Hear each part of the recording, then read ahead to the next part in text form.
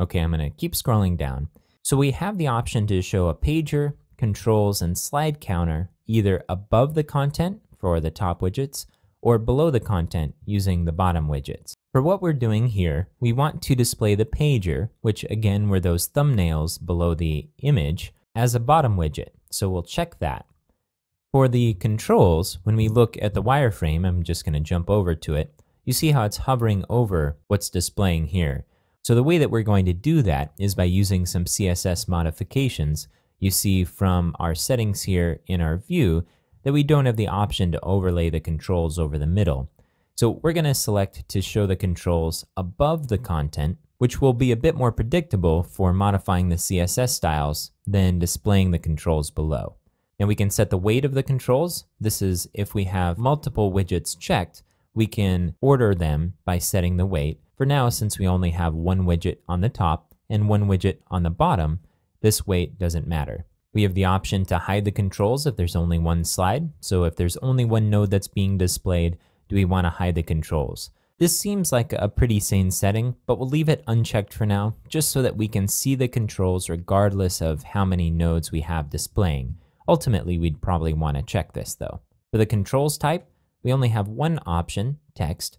Now there's another module that will add some image options here, but regardless of whether we use the image controls type or the text controls type, we'll still have to override the visuals of it through CSS. Okay, I'm going to scroll down here to our pager and take a look at the settings. We don't need to set the weight because there's only going to be one bottom widget. Hiding the pager if there's only one slide kind of makes sense again for sanity, but we'll leave that unchecked for now so we can make sure that we can test the display even if we only have one node displaying. So now for our pager type, we only have one option, fields, which is just fine, and we can select what fields we're going to display as part of the pager. So this is almost like a miniature view within our view. We can choose which fields we'll display for each item in the pager. Now we're going to come back to this after we create a field specifically for the pager to display the image as a thumbnail in line with what we see in the wireframes.